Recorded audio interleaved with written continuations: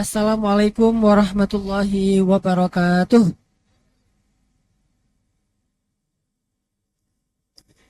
Alhamdulillah, segala puji dan syukur kepada Allah Subhanahu wa Ta'ala.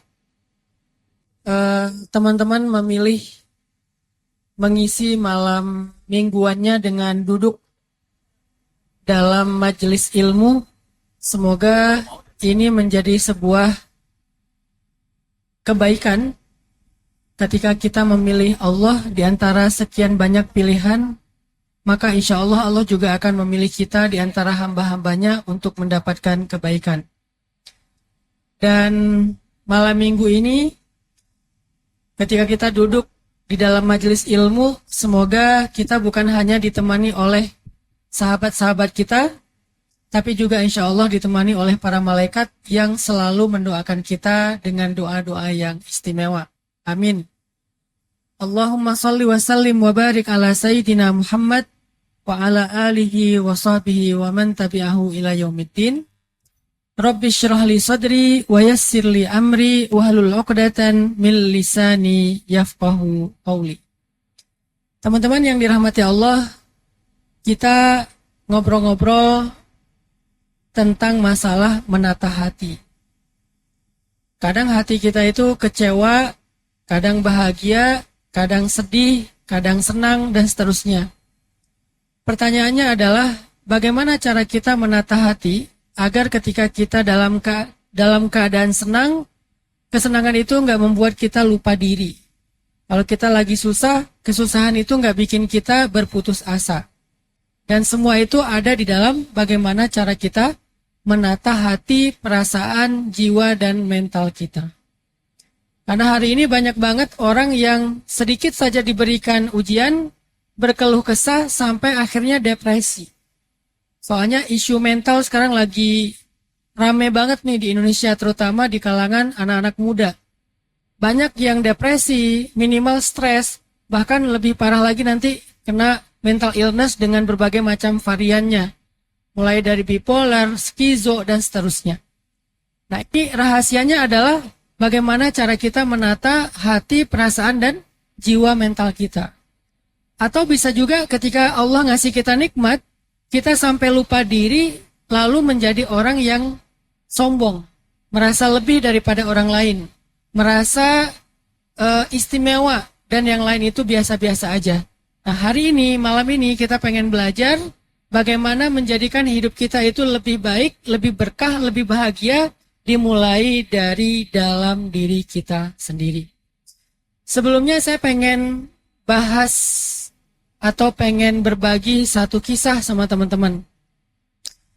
Jadi dulu tuh kata para ulama pernah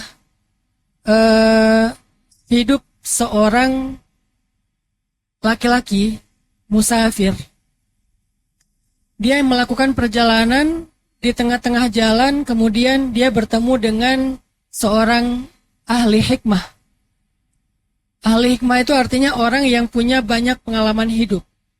Ahli hikmah itu artinya orang yang punya cerita-cerita yang insya Allah menjadi inspirasi. Itu namanya ahli hikmah.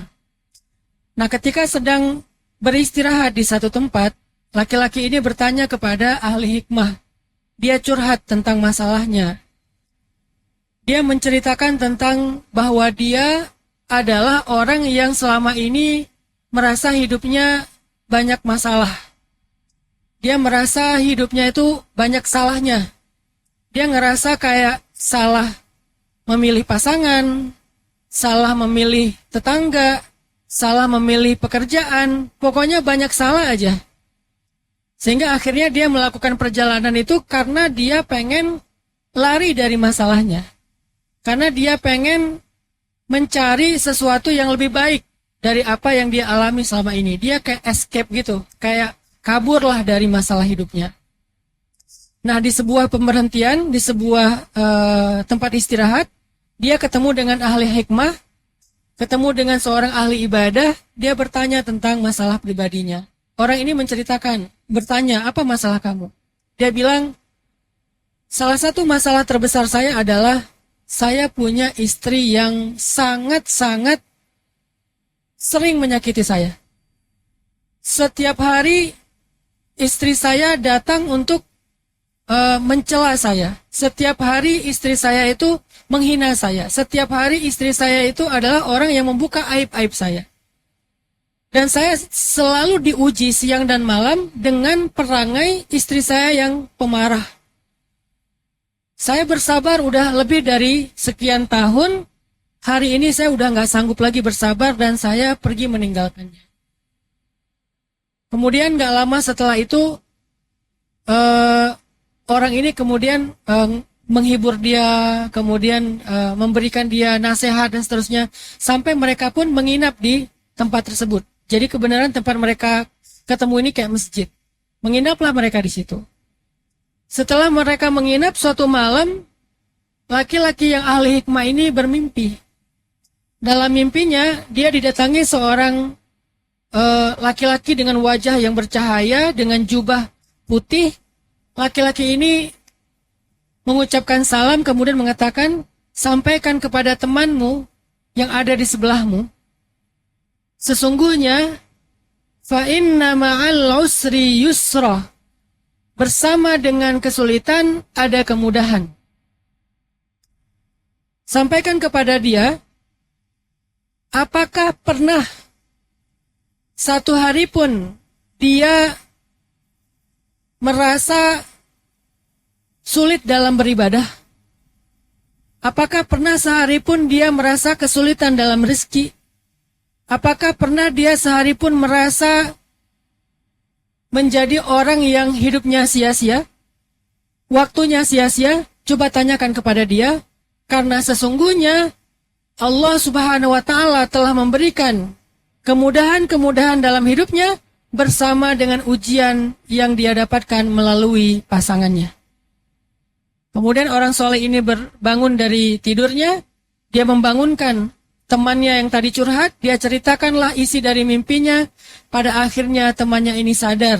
Ternyata kemudahan yang dia dapatkan dalam hidup selama ini, nomor satu adalah kemudahan dalam ibadah. Dia nggak pernah tinggal sholat 5 waktu. Dia nggak pernah telat sholat subuh. Dia nggak pernah kurang target membaca Al-Quran satu hari minimal 1 juz. Dia ngerasa nikmat dalam ibadah dan khusyuk dalam sholatnya. Dia merasa nyaman dengan zikirnya. Kemudahan dalam ibadah. Dia juga ngerasa selama ini banyak sekali kemudahan yang dia dapatkan dalam urusan rezeki. Ada aja. Allah mencukupkan segala kebutuhan walaupun dia selalu dikeluhkan oleh istrinya. Barulah dia sadar ternyata jalan untuk dia mendapatkan kemudahan-kemudahan hidup itu adalah justru ujian melalui istrinya. Akhirnya dia nggak jadi ngelanjutin perjalanan. Besoknya dia pamit dengan orang ahli hikmah ini dan dia kembali ke kampung halamannya untuk bertemu dengan istrinya. Dan mulai hari itu dia semakin sabar menghadapi perangai istrinya. Apa pelajaran dalam kisah ini teman-teman? Persis seperti firman Allah di dalam Al-Quran, fa inna ma'al usri yusra, inna ma'al usri yusra. Tahukah kita di mana Allah meletakkan ayat tersebut? Allah meletakkan ayat tersebut di dalam surat yang setelah Allah membahas tentang Rasul merasa sulit. Rasul merasa ditinggalkan, yaitu surat Ad-Duha. Sehingga ketika Nabi merasa kayak sempit dadanya, merasa kayak sendiri tidak ada yang membela, maka kemudian Allah menghibur Nabi dengan surat Ad-Duha. Setelah surat Ad-Duha, Allah menghibur Nabi dengan kalimat, fa inna ma'al usri yusra, inna ma'al usri yusra. Seolah-olah Allah pengen ngasih tahu, wahai Muhammad kekasihku, wahai Muhammad utusanku, sesungguhnya kemudahan yang kamu dapatkan dalam hidup itu, aku kirim bersama dengan ujian, kesulitan, ataupun masalah yang kamu hadapi dalam dakwah. Makanya akhirnya Nabi sadar, ternyata bersama dengan sulitnya dakwah Nabi, Allah berikan banyak sekali kemudahan dan perkembangan dalam dakwah itu sendiri. Pertama, kemudahannya Allah berikan kepada Nabi keluarga yang sangat-sangat sempurna. memiliki istri yang solihah, istri yang nurut, as-siddiqah, yaitu Sayyidah Khadijah. Diberikan keturunan yang solihah. Salah satu yang menjadi kesayangan Nabi adalah Sayyidah Fatimah. Kemudian diberikan sahabat setia yang rela mati untuk beliau. Salah satunya adalah Abu Bakar As-Siddiq. Kemudian datang yang bersama dengan ujian di dalam dakwah. Artinya apa? Di hadis ini Nabi tidak akan mendapatkan sahabat sesuai Abu Bakar kalau Nabi tidak memiliki ujian dalam dakwah. Saja Nabi memiliki pasangan sesuai Khadijah kalau Nabi tidak mendapatkan masalah yang besar dalam dakwah beliau di awal-awal Nabi Kisah. Itulah jalan untuk mendapatkan kemudahan dalam hidup. Bersama dengan kesulitan ada kemudahan dan bersama dengan kesulitan ada kemudahan. Ini cerita yang buat saya tuh kayak sering ngebooster saya pribadi gitu. Ketika saya mendapatkan satu masalah dalam pekerjaan, masalah dalam dan terutama masalah dalam rumah tangga, masalah dalam hubungan atau persahabatan, saya selalu menunggu dan mencoba untuk mengerti, memahami. Ini ada masalah. Kata Allah, bersama masalah ada kebaikan, bersama kesulitan ada kemudahan. Setiap saya dapat kesulitan, setiap saya dapat masalah, saya selalu mencoba untuk melihat di sekitar masalah itu ada kemudahan apa yang Allah berikan kepada saya. Dan akhirnya saya selalu menemukan, oh ini maksudnya, oh ini maksudnya. Sehingga ketika kita dapat kesulitan, kita tidak jadi orang yang jangan apa mengeluh, berputus asa, atau akhirnya kita menjadi orang yang kufur nikmat. Ini penting banget untuk kita catat, untuk kita jadikan sebagai guide kita ketika kita mendapatkan masalah teman-teman. Ada satu kisah, ini juga masih berkaitan dengan ujian dari pasangan. Saya pernah baca sebuah buku ulama memisahkan, jadi ada dua orang laki-laki bersahabat, dua-duanya salih. Namanya orang yang bersahabat, orang salih itu suka saling mengunjungi, silaturahim kalau bahasa kita. Jadi suatu hari ada seorang laki-laki salih sedang datang berkunjung ke rumah sahabatnya yang juga salih. Mereka tinggal di tempat yang berbeda, negeri yang berbeda. Setelah setahun mereka nggak ketemu, akhirnya laki-laki ini berkunjung datang ke rumahnya. Tok, assalamualaikum. Tiba-tiba ada yang buka pintu, nggak jawab salam tapi langsung buka pintu. Ternyata yang buka pintu seorang perempuan. Perempuan itu namanya dari siapa? Dengan ketus gitu. Laki-laki yang salah ini kemudian bertanya, apakah ini rumah pulang? Saya adalah sesuatunya. Saya berniat untuk silaturahmi berkunjung, bertemu dan mendengar nasihat dari dia. Apakah dia ada di rumah? Kemudian perempuan ini menjawab, ya ini rumahnya. Tapi dia tidak ada di rumah, dia ada keluar, semoga dia ke atas. Nggak ada kebaikan pada dirinya. Perempuan ini ditanya satu, jawabnya panjang dan isinya semuanya celaan tentang suaminya. Marah-marah, ketus dan menjawab dengan jawaban-jawaban yang sangat menghina dan merendahkan suaminya. Akhirnya ditutuplah pintu, kemudian laki-laki ini nunggu depan pintu. Nggak lama kemudian datanglah sahabatnya yang solih.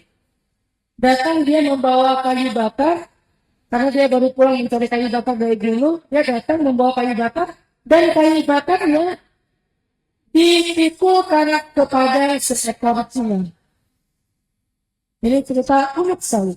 Jadi dia pulang dari gunung nyari kayu bakar, tapi dia tidak gendong kayu bakar. Kayu bakar itu dipikulkan ke atas seekor singa. Dia jalan bareng dengan seekor singa.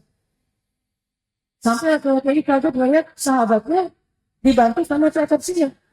Kemudian sampai di tempat rumahnya, dia turunkan kayu bakar itu, dia kemudian menyuruh singa itu untuk kembali, singa itu pun pergi meninggalkannya. Mereka ketemu, mereka salaman, mereka memberikan ucapan-ucapan yang baik, lalu laki-laki yang punya rumah mempersilakan sahabatnya untuk masuklah mereka ke dalam. Di dalam rumah Laki-laki yang punya rumah ini menyediakan makanan sendiri, minuman sendiri. Mereka suka menyajikan makanan untuk menyambut tamu, dia masak sendiri. Istrinya di kamar aja. Sesekali istrinya teriak-teriak ngomel-ngomel. Maka kemudian selesai hak tamu yang diberikan, lalu tamu ini pun pulang. Setahun kemudian, laki-laki ini datang lagi untuk bertani. Datang lagi untuk bertani, dia ke tepi itu, tok-tok, assalamualaikum, terdengar suara dari dalam, perempuan menjawab waalaikumsalam. Kemudian ditanya, apakah pulang ada di rumah? Saya sahabatnya, saya sudah setahun tidak ketemu, ingin silaturahim. Perempuan itu tidak membuka pintu, hanya menjawab dari balik pintu. Dia mengatakan, suami saya sudah di rumah, dia sedang bekerja, dia sedang mencari nafkah.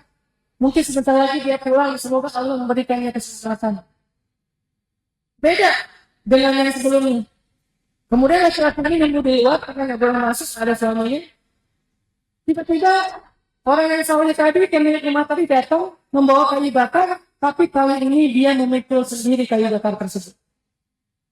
Dia datang, assalamualaikum, wahai saudaraku, ternyata ketemu lagi, dia taruh kayu bakarnya, salaman, saling membagi ucapan-ucapan yang baik, lalu dipersilakan masuk ke dalam rumah.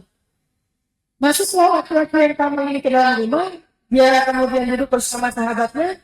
Istri dari pemilik rumah ini menyediakan makanan untuk mereka. Istri ini masak, menghidangkan minuman terbaik, menghidangkan makanan terbaik. Dengan sangat santun, dia bertanya apakah masih ada yang dibutuhkan. Kemudian dia kembali ke dapur. Melihat kejadian ini, tamu tersebut bertanya kepada sahabatnya, ya fulan, apa yang selama ini engkau alami? Aku nggak ngerti. Tahun lalu aku datang ke sini, aku melihat engkau pulang dengan membawa kayu bakar, tetapi kayu bakar dipikul oleh seksi. Dan engkau memiliki seorang istri yang menjadi ujian. Tapi tahun ini saya datang, saya melihat engkau membawa kayu bakar dan memikulnya sendiri, dan engkau memiliki seorang istri yang Masya Allah solihah. Ceritakan kepadaku apa yang engkau alami. Kemudian laki-laki ini bercerita, ya fulan, istri saya yang pertama yang engkau lihat tahun lalu sudah wafat.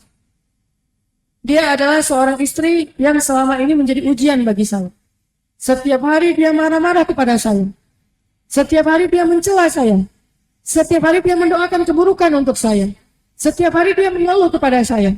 Dia tidak pernah menunaikan hak saya. Dia menjadi ujian siang dan malam bagi saya.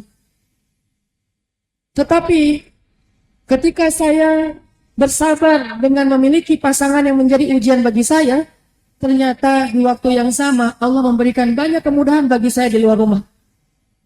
Saya dikasih ujian di dalam rumah, tetapi dikasih kemudahan di luar rumah.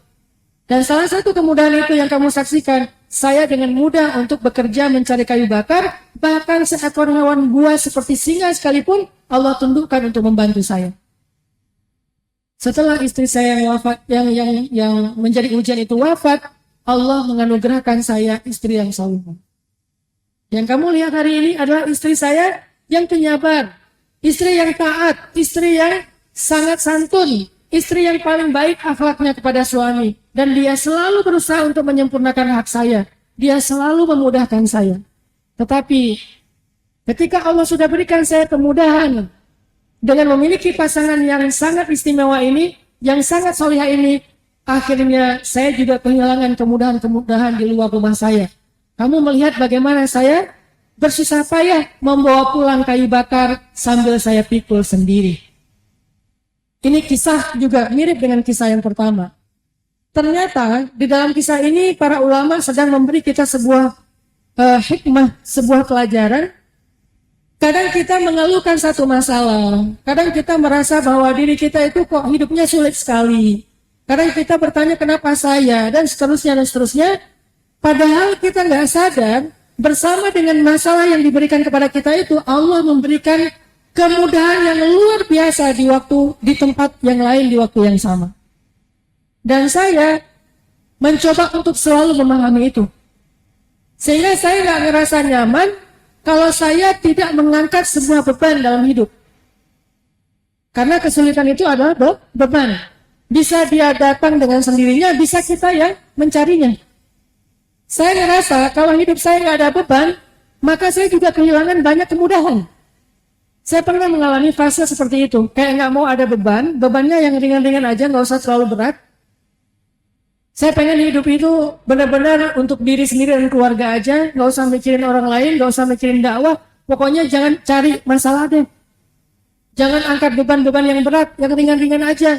Ternyata ketika saya mengangkat beban yang ringan, yaitu diri saya dan keluarga aja, Allah di waktu yang sama tidak memberikan saya kemudahan-kemudahan yang luar biasa di luar rumah.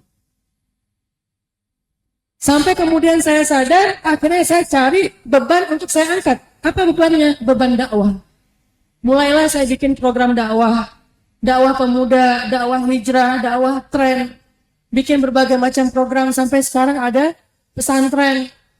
Saya mencoba untuk membebaskan lahan 9 hektar walaupun nggak punya uang. Dan itu beban. Harus mencicil lahan 9 hektar walaupun saya bukan orang kaya. Dan harganya lebih dari 10 miliar. Pelan-pelan dicicil, cari rezeki sana-sini untuk membebaskan lahan tersebut demi supaya anak muda punya sebuah kawasan mereka belajar.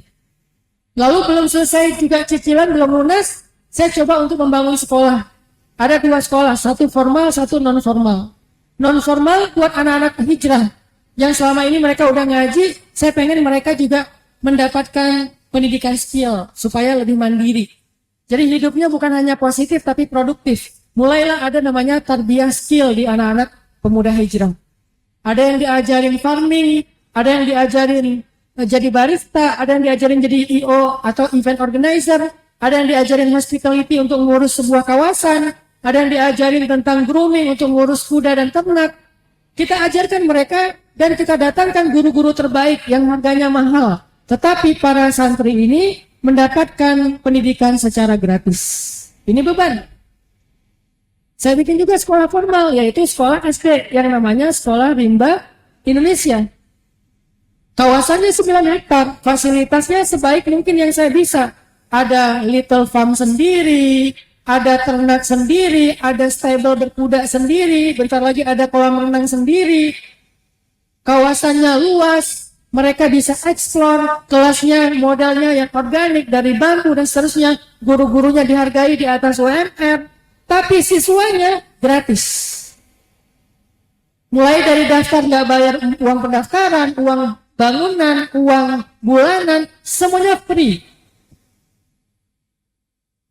Angkatan pertama masih sanggup nih, 16 siswa, satu angkatan. Angkatan kedua mulai engap.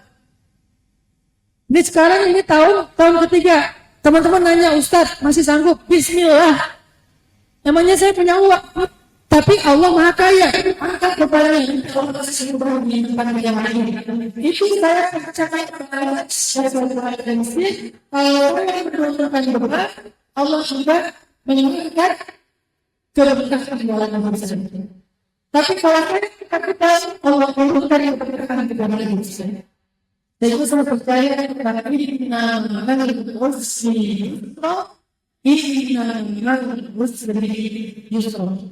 harus kadang-kadang bertanya akan di sini.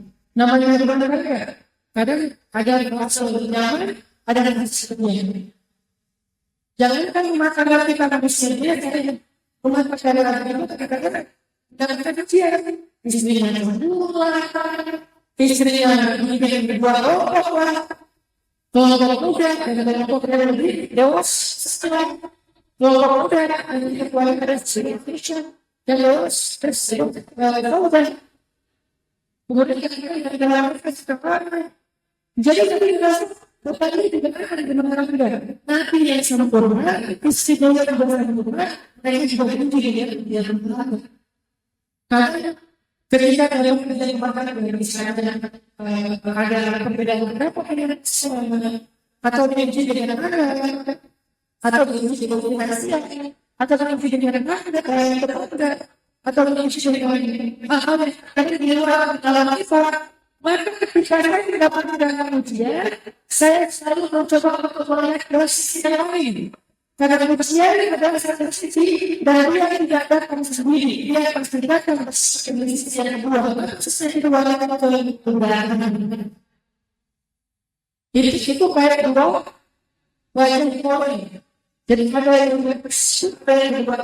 kalau kita punya adalah usr, maka yang kembali adalah usr. Fa inna ma'al usri yusra. Saya ulang-ulang tuh sendiri. Ada masalah? Kayaknya fa inna ma'al usri yusra. Lihat ke sekeliling, apa kemudahan yang didapatkan? Oh, ternyata tiba-tiba Allah kasih kemudahan dalam urusan yang lain. Paling berharga adalah dikasih kemudahan dalam urusan ibadah. Karena seringkali kita menerjemahkannya ya kemudahan itu berarti materi, kemudahan itu ya karir, kemudahan itu ya dunia. Padahal kemudahan yang duniawi itu kemudahan yang ringan. Kemudahan yang paling istimewa bukan sekedar mendapatkan kemudahan duniawi, tapi kemudahan yang paling istimewa ketika kita lebih mudah untuk beribadah. Tiba-tiba jadi mudah aja bangun malam. Yang biasanya susah banget mau bangun tahajud, begitu dikasih ujian, tahajud jadi ringan. Benar nggak? Ada ujian, tahajudnya khusyuk banget. Nggak kerasa udah 2 jam. Biasanya kalau nggak dikasih ujian, jangankan tahajud, subuh aja sering dijamak sama sholat duha. Kenapa subuh itu sulit sekali? Oke, subuh. Kenapa ke masjid untuk sholat maghrib aja susah? Kenapa untuk sholat sebelum tidur 2 rakaat aja susah? Kenapa untuk khusyuk sholat wajib aja susah? Kenapa kok susah sekali? Nggak diberikan kemudahan dalam ibadah?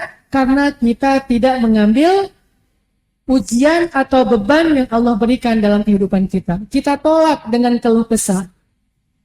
Kita tolak dengan suudzon kepada Allah. Kita tolak dengan jalan pintas melanggar syariat Allah untuk menghindari ujian. Akhirnya Allah cabutlah kemudahan dari sisi yang lain. Saya teringat kisah, ini kisah istri saya yang cerita. Dia kan pernah ngurus satu kendaraan. Jadi kita punya ambulan ya, karena kita punya yayasan untuk sosial. Dia pernah ngurus BPKB kendaraan ambulans yang hilang. Kan ngurus BPKB hilang tuh repot ya. Karena dia nggak mau jalur pintas, dia ngurusnya normal aja. Saya bilang nggak ada yang kenal, nggak apa-apa lah, yang normal aja sesuai dengan aturan. Datang aja dia untuk ngurus BPKB. Dari mulai itu banyak banget yang nawar-nawarin, bu sekian dan mudah, nggak dia nolak, dia pengen yang normal. Itu harus bikin semacam iklan di koran, dia harus bikin ini, kan syaratnya banyak banget kan. Luar biasa, sampai dia udah mulai mikir, aduh kok berat banget ya, udah seminggu dijalanin, susah banget. Dan itu belum setengah jalan, masih panjang tuh perjalanannya. Dia harus nunggu ini, dia harus nunggu itu, dia harus bikin laporan ini, laporan itu. Pokoknya panjang aja. Padahal dia bukan mau nyari BPKB untuk mobil pribadi, untuk kebutuhan dakwah atau sosial. Itu aja susah. Sampai kemudian di satu step, di satu ruangan, tiba-tiba dia ketemu dengan followernya yang juga polisi di situ. Tiba-tiba dia ketemu dengan followernya, ditanya, oh Tete ya, saya ngefans banget dari lama saya ngikutin dan segala macam. Kenapa kok ada di sini? Ini lagi ngurus BPKB mobil ambulan. Oh Masya Allah, ngapain diurus sendiri? Udah sini saya bantuin. Akhirnya dibantuin, hari itu juga selesai. Bukan itu kemudahan yang saya maksud. Kemudahannya adalah akhirnya beliau punya kenalan yang bisa membantu untuk mengurus ambulan-ambulan yang lain yang kita pengen konversi menjadi milik yayasan, bukan lagi milik pribadi. Kenapa? Karena kalau milik pribadi menjadi fitnah, milik yayasan menjadi milik umat. Banyak sekali dibantu ketika kita diganggu preman misalnya. Karena namanya orang cari uang kali ya. Pas ngelihat kita kayak ambulannya banyak, pasiennya banyak, akhirnya nyari-nyari peluang nih. Preman musik-musik, ada yang diancam pasiennya, ada keluarga pasien yang dimintain duit. Karena ada preman yang ganggu kita, akhirnya karena kita punya link ke teman-teman di dalam kepolisian, mereka datang langsung diambil. Supaya efek jerah gitu kan. Karena ada laporan dari kita langsung diambil, walaupun kemudian dilepaskan lagi, tapi setelah diberikan semacam edukasi, intinya adalah Allah mudahkan dari jalan yang lain bersama dengan kesulitan yang kita ambil. Saya selalu yakin itu teman-teman. Sehingga sekarang saya pengen ngajak anak-anak muda Bogor ini, kalau hari ini kalian sedang diuji dengan sebuah ujian, apakah itu masalah pribadi, masalah karir, masalah hubungan, apapun ujian yang kalian rasakan hari ini, cobalah untuk mengulang-ulang. Bukan quote dari manusia, Ini quote dari langit. Quote-nya adalah fa inna ma'al usri yusra, inna ma'al usri yusra. Bersama dengan kesulitan ada kemudahan, bersama dengan kesulitan ada kemudahan. Selalu kayak gitu pasangan. Apakah ini berarti Ustaz kita perlu berdoa untuk diberikan kesulitan? Bukan. Kalau kita meminta, mintalah yang paling baik. Tapi ketika kita menerima, maka terimalah apapun yang Allah berikan. Kalau kita meminta, mintalah yang paling baik. Diberikan kemudahan, diberikan kelancaran, diberikan kesuksesan, diberikan keberkahan. Minta yang paling baik. Tapi kalau Allah berikan, kita terima, terimalah apapun yang Allah anugerahkan atau Allah takdirkan kepada kita. Kalau itu adalah kebaikan menurut kita, maka syukuri. Dan dengan bersyukur, Allah akan menambahkan kenikmatan dan kebaikan yang lain. La in syakartum la azidannakum. Ini pilihan pertama nih.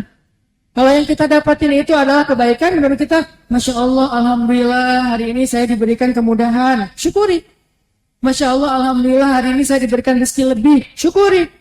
Masya Allah, Alhamdulillah, hari ini saya diberikan kelancaran. Syukuri. Kalau yang kita dapatkan hari ini adalah kebaikan menurut kita, maka tambahlah kebaikan itu dengan kunci syukur. Dan syukur sederhana. Katakan dulu di awal, Alhamdulillah. Itu pembuka syukur. Iktiraf. Mengakui bahwa semua ini adalah anugerah dari Allah. Iktiraf. Kalau lebih lanjut lagi adalah tasrif fi mardatillah. Kita gunakan nikmat itu untuk kebaikan di jalan Allah. Itu pilihan yang pertama, syukur. Tapi kalau yang kita dapatkan hari ini menurut kita adalah ujian, adalah musibah, adalah masalah, maka pilihannya adalah sabar. Kalau syukur, la azidannakum, nikmatnya Allah tambah. Kalau sabar, wa basyiris sabirin, sampaikan berita gembira kepada orang yang sabar. Berita gembira kepada orang yang sabar. Artinya nggak ada sebetulnya peluang keburukan dalam hidup kita, teman-teman. Yang ada hanyalah peluang dikasih kebaikan atau ujian. Tidak ada keburukan di dalamnya. Cuman kadang-kadang kita salah respon.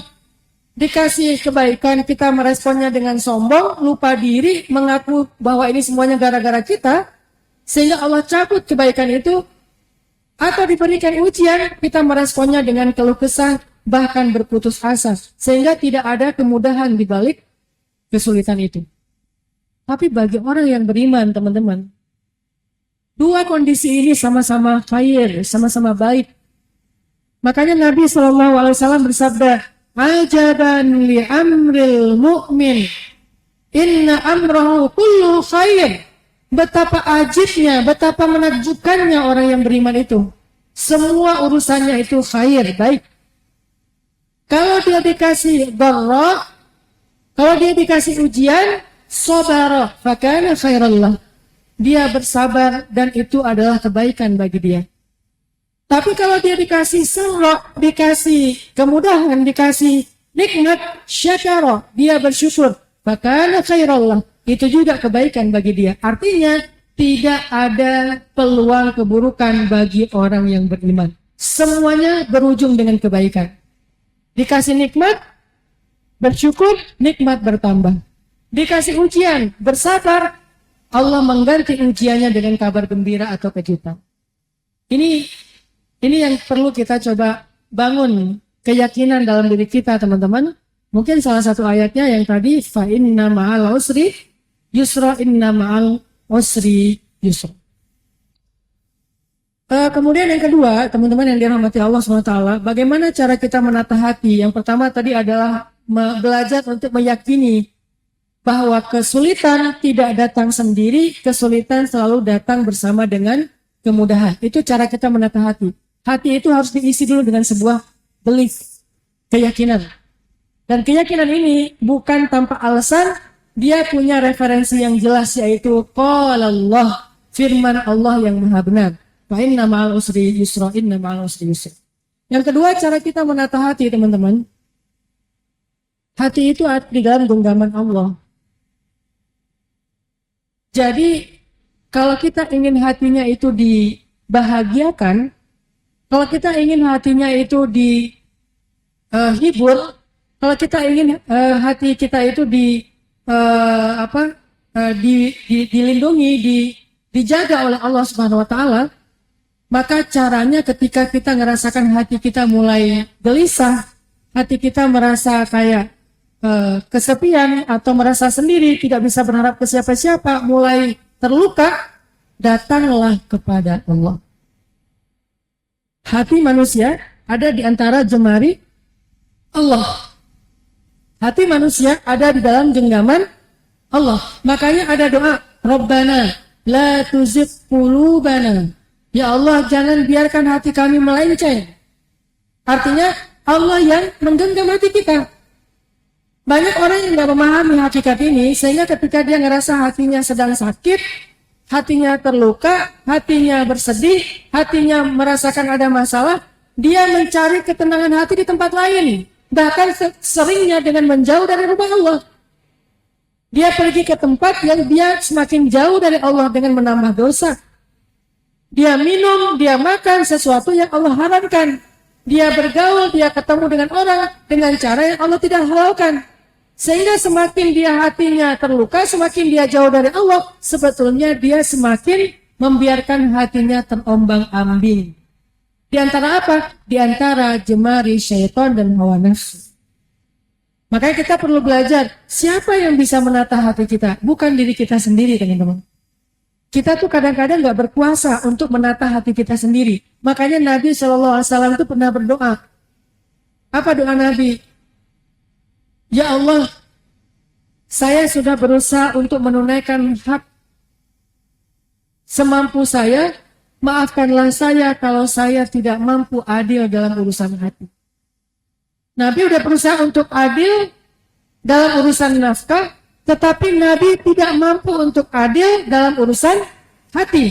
Makanya Allah Subhanahu wa taala berfirman, kalian tidak akan pernah bisa adil. Maksud adil di sini apa? Bukan adil dalam nafkah, tapi adil dalam urusan hati. Kenapa nggak bisa adil? Karena kita nggak kuasa untuk mengendalikan hati kita sendiri.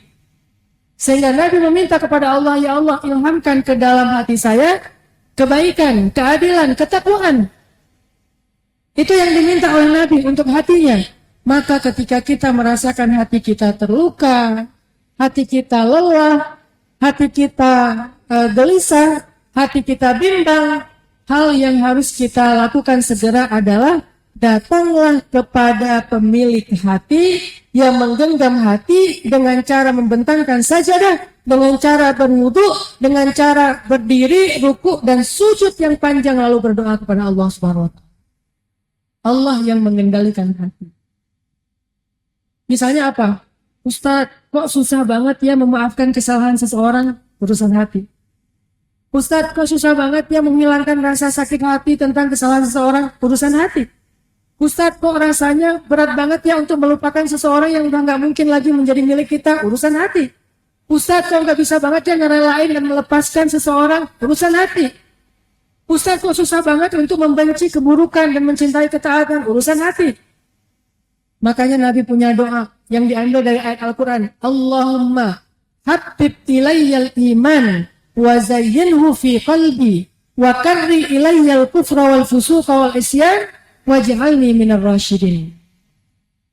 Allahumma, ya Allah, habbib ilayyal iman. Jadikanlah iman itu saya cintai. Berikan saya rasa cinta terhadap iman. Allahumma habbib ilayyal iman wa zayyinhu fi qalbi, dan ya Allah jadikanlah iman itu terasa indah di dalam hati saya. Yang dikenal dengan istilah halawatul iman, manisnya iman. Minta kepada Allah. Sehingga kalau misalnya kita ngerasa susah banget ngelupain orang, ngerasa susah banget untuk merelakan seseorang, ngerasa susah banget untuk menghapus sakit hati, dendam, kecewa, susah banget untuk melupakan kesalahan seseorang. Semua ini bukan tentang pikiran sebetulnya. Bukan soal kita ingat atau lupa, tapi soal rasa di dalam hati kita. Maka minta kepada penggenggam hati. Caranya, datanglah kepada Allah, bentangkan sajadah, tulah dengan wudhu yang sempurna, maka kemudian berdiri ruku lalu sujudlah dengan sujud yang panjang. Allah yang akan menenteramkan hati kita. Kerasa gitu, dada kok sempit banget ya, nggak bisa lapang. Padahal kadang-kadang bukan masalah kita yang besar, tetapi dada kita yang sempit. Sama kayak sebuah ruangan, saya sering ngasih analogi ini. Ada ruangan ukurannya 10 kali 10. Ruangan yang ukuran 10 kali 10 ini, ketika diisi perabotan, tiba-tiba udah penuh. Sehingga kerasa ruangannya kok sempit banget ya. Perabotannya kok banyak banget ya. Lalu perabotan yang sama, jumlah yang sama diletakkan di sebuah ruangan yang ukurannya 50 kali 50. Kok kerasa perabotannya sedikit? Ternyata masalahnya bukan banyak dan sedikitnya perabotan, bukan banyak dan sedikitnya muatan, tetapi apakah tempat itu sempit ataupun lega. Begitu juga masalah hidup kita. Ada dua orang yang dikasih ujian yang sama, tapi yang satu merasa bahwa ujian ini besar banget buat dia. Yang satu lagi merasa ujian ini sesuatu yang biasa buat dia. Apa yang membedakan mereka? Yang satu memiliki hati yang sempit, yang satu lagi memiliki hati yang lapang. Yang satu memiliki dada yang sempit, dan yang satunya memiliki dada yang lapang. Maka kemudian Nabi Musa alaihissalam ketika mau mengambil beban dakwah untuk mendakwahi seorang raja yang zalim yaitu Fir'aun, Nabi Musa minta kepada Allah. Salah satu yang diminta Nabi Musa adalah syarhus sadar, Rabbi syrah li sadri. Ya Allah, lapangkanlah dada saya. Rabbi syrah li sadri. Baru kemudian wa yassir li amri, dan mudahkanlah urusan saya. Kalau kita kan seringnya minta dimudahkan urusan aja, bukan diminta melapangkan dada. Padahal kadang kalau dada kita sempit, sekecil apapun masalah terasa besar. Seringan apapun ujian terasa berat. Apa masalahnya? Kitanya yang nggak kuat. Kayak anak kecil. Kita misalnya saya lagi jalan sama anak saya, Ertuğrul, umur 5 tahun. Lagi jalan bareng Ertuğrul, kayak misalnya saya jalan kemana gitu ya. Saya bawa air mineral dalam satu tumbler. Saya mengangkat air mineral itu biasa aja. Saya kasihlah ke Ertuğrul, Dek, bawain airnya.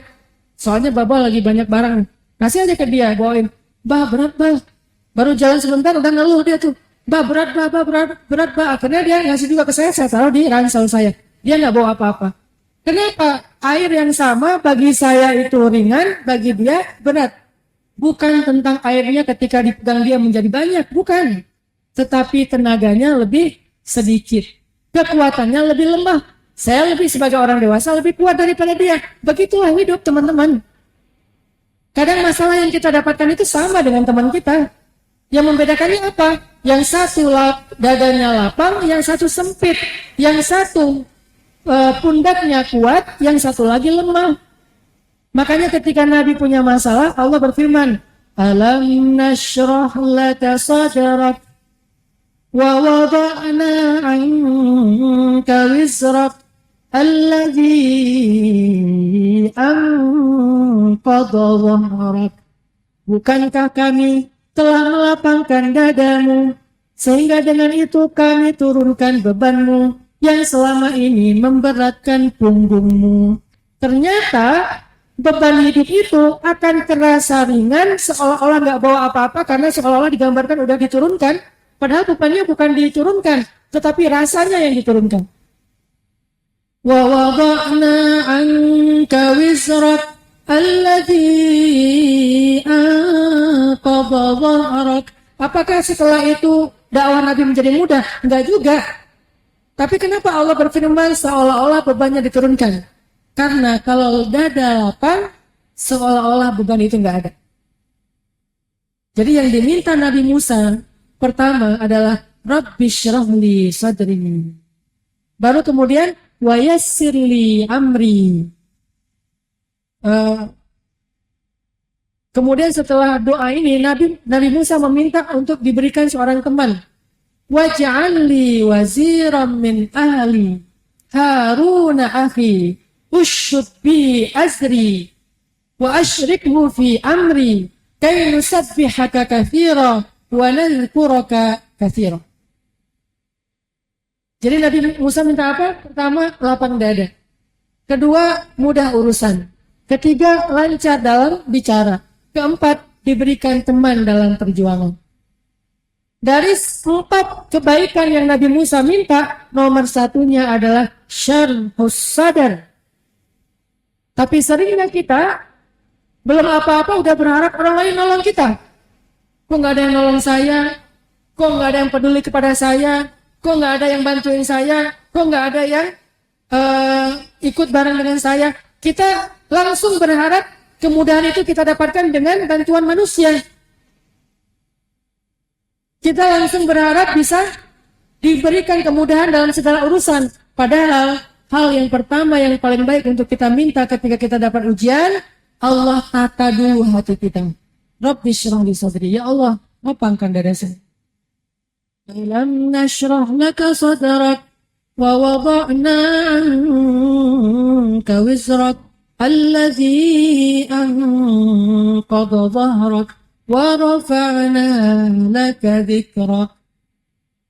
Apa maksudnya? Justru ketika kita mengangkat beban, ketika kita menerima ujian, ketika kita bersabar terhadap satu ketentuan Allah, Allah akan mengangkat derajat kita. Naik level. Untuk naik level, kita harus mengangkat beban yang lebih dari biasanya. Itu berlaku dalam kehidupan kita sehari-harinya kan. Kita kalau mau naik kelas, ada ujian. Kita kalau mau dapat ijazah, lulus, wisuda, ada tes, ada ujian, ada pekerjaan, ada proyek. Kita kalau misalnya mau lebih bugar, dikasih sebuah exercise. Tapi ketika kita sudah mengambil amanah ataupun beban itu, nanti kita akan naik level. Dan di level itu kita akan mendapatkan kemudahan yang luar biasa. Ya, orang angkat beban. Kalau dia mau ngebentuk, mau nge-shape badan dia, mulai dari lengannya, perutnya, dadanya, dan seterusnya, maka untuk mendapatkan level yang ideal, dia harus mengangkat beban. Ketika beban itu udah terasa ringan, dia nambah bebannya. Sehingga dia akan selalu membentuk dan mengupgrade dirinya. Itulah hidup, teman-teman.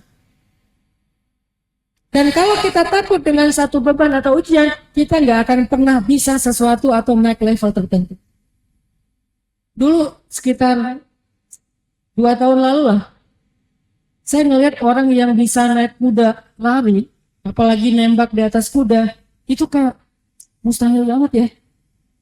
Jadi saya pernah main ke pondoknya Agim. Saya lagi coba waktu itu sekali aja nyoba berkuda di sana. Terus yang ngelatih saya itu anak SMA, santrinya Agim ngelatih berkuda. Dia tuh kayaknya katanya udah sering ikut lomba turnamen HBA, horseback archery. Saya ngelihat dia tuh kayak ngelihat bukan manusia. Ada ya orang yang bisa naik kuda, lari, nembak. Saya jalan aja, udah mau jatuh. Saya mau naik ke atas kuda aja susah, apalagi di atas kuda jalan. Jadi benar-benar ngerasa berat banget tuh bisa berkuda, kayak mustahil. Sampai kemudian saya berazam, buat saya naik kuda itu bukan mau jadi atlet ya, bukan mau gaya-gayaan, lebih kepada saya pengen punya sebuah hobi tapi yang ditonton penduduk langit. Pengen punya sebuah hobi tapi yang sehat. Pengen punya sebuah hobi having fun tapi berpahala. Akhirnya saya pengen belajar berkuda nih sama mamanya. Karena kata Nabi, dalam satu anak panah itu ada 3 orang yang masuk surga. Satu yang membuat anak panah, yang kedua yang menembak, yang ketiga yang mengambilnya dari target. Sekali nembak 1 arrow, itu 3 orang masuk surga. Saking istimewanya memanah. Belum lagi nanti berkuda. Banyak banget fadilahnya. Salah satu fadilah berkuda itu adalah di ubun-ubun kuda, apalagi kuda yang punya start atau bintang putih di ubun-ubunnya, maka ada kebaikan sampai hari kiamat, salah satunya. Sehingga siapa yang mengendarai kuda, Allah berikan dia kebaikan. Akhirnya saya berazam, saya harus bisa memanah dan berkuda. Mulai memanah dulu, memanah. Udah agak nyaman memanah, mulai dari 30 lbs, naik 35, naik 40, naik 45, naik 50, naik 55, mentok 60. Udah nyaman main 60, kemudian jaraknya dari jarak 15, 20, 25 mentoknya 80. Kemudian coba berkuda nih. Awalnya nggak pernah kepikiran gimana ya cara berkuda biar nyaman. Kan kuda itu kan apa? Bumpy-nya luar biasa. Seringnya awal belajar yang paling sakit itu pertama tulang ekor, yang kedua tulang punggung. Hari pertama belajar bangun tidur nggak bisa gerak, paha sakit karena harus ini ya cengkram gitu pakai paha. Terus kan karena dia walk sama trot, akhirnya tulang punggung sama tulang ekor ngebentur terus kayak bumpy gitu. Akhirnya bangun tidur hari kedua itu rasanya sakit seluruh badan. Kalau kayak gini berkuda kapan nyamannya? Tapi kan harus melewati fase-fase berat itu. Hari kedua latihan lagi, hari ketiga latihan lagi. Setelah beberapa bulan udah mulai nyaman, walknya udah nyaman, udah pede nih. Nyaman lagi trot, lama-lama mulai canter. Tapi canternya masih sitting canter, belum bisa 2 point, belum bisa berdiri. Capek juga sih lama-lama. Diajarin cara berdiri. Awal berdiri, walk aja nggak bisa berdiri. Karena berdiri di atas kuda dia jalan, kan balik lagi ke belakang. Berdiri lagi, kebalik lagi. Sampai kemudian karena konsisten, nggak mau nyerah, pengen banget ngerasain fly di atas kuda, flying maksudnya, terbang gitu ya. Akhirnya alhamdulillah sampai ke fase ketagihan. Belum jago, tapi udah ketagihan. Rasanya kalau seminggu nggak berkuda, kayak ada yang kurang gitu. Sehingga seminggu sekali atau seminggu 2 kali, saya sempatin untuk berkuda. Sehingga kalau udah di atas kuda, berkuda. Semua masalah udah sampai dapat enaknya, bukan jagonya, dapat enaknya. Karena yang jago pasti banyak banget di luar sana. Tapi dapat nyamannya untuk pribadi. Itu adalah level ketika kita sudah melewati fase-fase yang sulit. Sama kayak dulu awal saya belajar surfing di daerah pantai selatan Jawa Barat, di daerah Pangandaran. Awal belajar surfing itu kan pedal ngelawan arus. Ombak ke sini, kita surfing. Kita pedal ke arah tengah. Namanya mencari poin. Poin itu tempat kita ngambil ombak. Awal pedal itu berat banget. Apalagi baru dari pantai itu break. Ombaknya pecah. Itu ngelawan ombak itu luar biasa. Awal hari pertama saya belajar surfing, ini saya tuh sakit banget sampai pas maghrib, sholat maghrib. Saya baru sadar nggak bisa takbir. Jadi takbirnya gini. Nggak bisa diangkat gini. Karena ininya udah kayak apa ya? Kayak kekunci gitu, karena tadi dipaksain pedal. Kata teman saya surfer di sana, gak apa-apa Ustaz, itu di awal-awal memang kayak gitu, lagi pembentukan muscle memory gitu, otot. Ustaz terusin aja dulu. Terus sampai akhirnya pedal itu kerasa tuh kayak orang jalan. Yang tadinya pedal itu kayak orang lagi berjuang apa gitu ya, sampai akhirnya pedal itu kayak kerasa orang jalan. Kalau ada ombak yang tadinya riuh, sekarang ada ombak udah tahu gimana cara menghindar, mulai duck dive dan seterusnya. Gak jago, tapi dapat enjoy-nya. Itu selalu didapatkan setelah melewati kesulitan ataupun beban. Apalagi yang teman-teman alami? Ini pengalaman pribadi saya, lebih kayak surfing atau snowboard di salju. Saya pernah, ini gaya-gayaan sih salah nih, nggak dianjurkan ya. Nggak pakai pelindung kepala, biar bisa tetap pakai topi shift. Pencitraan online. Jadi buat tetap bisa pakai topi shift, nggak pakai helm. Saya pikir salju itu kan powder ya. Ternyata saya datang di bulan akhir Februari, di mana saljunya udah kayak aspal. Udah jadi es batu, udah keras. Baru belajar snowboard, jatuh. Langsung kayak, apakah aku kehilangan ingatan? Kamu siapa? Ya rasanya tuh baru saya sadar ternyata memang helm itu bukan buat gaya-gayaan, tapi buat safety. Setelah itu saya pakai helm lagi.